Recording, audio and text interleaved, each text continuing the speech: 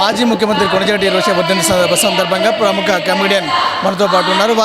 వారి యొక్క మిమిక్రీ ద్వారా కూడా ఎంతోమంది వాళ్ళని అలరించారు. ప్రస్తుతం మనతో పాటు సార్ చెప్పండి. ఒకటి ఆయన గుర్తొచ్చినప్పుడల్లా బాధ వేస్తుంటుందండి.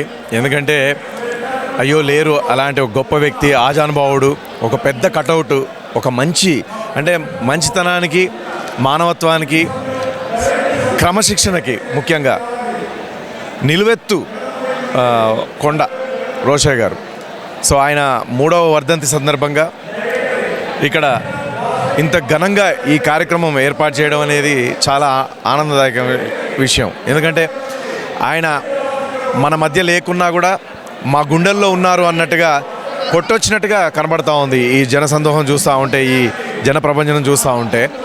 దానికి గాను మన ముఖ్యమంత్రి వర్యులు రేవంత్ రెడ్డి గారు, అలాగే డిప్యూటీ సీఎం గారు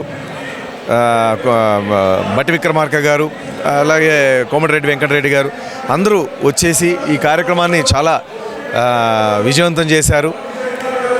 దాంట్లో భాగంగా రోషయ్య గారు ఆయన ఒకవేళ కనుక ఆయన పైనుంచి ఆశీలు అందిస్తే, లేదా ఇక్కడ మన మధ్యలో నుండి ఆయన రేవంత్ రెడ్డి గారికి కానీ, వైశ్యులకు కానీ, అందరికీ ఆ కమ్యూనిటీకి కానీ ఆశీస్సులు అందిస్తే ఎలా ఉంటుందని చెప్పేసి నా వాయిస్ ఏవి ప్లే చేశారు.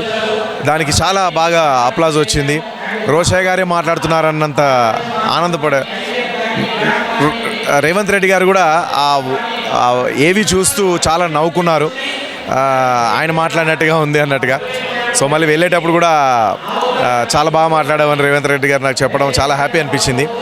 సో ఇది కాకుండా వేదిక మీద రోషయ్య గారి గొంతుతో నేను మాట్లాడే అవకాశం, కాస్త మిమిక్రీ చేసే అవకాశం నాకు కల్పించినందుకు ఈ యాజమాన్యానికి ప్రత్యేకంగా కృతజ్ఞత తెలియజేసుకుంటున్నాను. చాలా సందర్భాల్లో కూడా మీరు మిమిక్రీ చేసేటప్పుడు కూడా ఎక్కడ చూసినా రోషయ్య గారి వాయిస్ లేని ఆ రుజువు ఆ స్టేజ్ మీద లేదు. ప్రత్యేకంగా ఈ సభ ద్వారా మీరు రోషయ్య గారి మిమిక్రీ చేయడం పట్ల కూడా ఇక్కడ ఉన్నటువంటి సామాజికంగా సంబంధించినటువంటి నాయకులు కానీ అంతా చాలా అలరించారు. దీని గురించి మీరు ప్రత్యేకంగా చెప్పారు. అది నా అదృష్టం అండి. అంటే కొన్ని వాయిస్లు కొంతమందికి ఇట్లా ఏమంటారు యాక్యురేట్గా అతుక్కపోతాయి. సో అట్లా నాకు దేవుడిచ్చిన వరం, కొన్ని వాయిస్లు నాకు బాగా అబ్బుతాయి.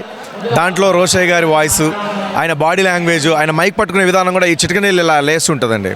ఎప్పుడు ఆయన మైక్ పట్టుకున్నా మీరు వీడియో చూడండి, మళ్ళీ ఇలా ఒక చిటికనీళ్ళు ఇలా లేచి ఉంటుంది.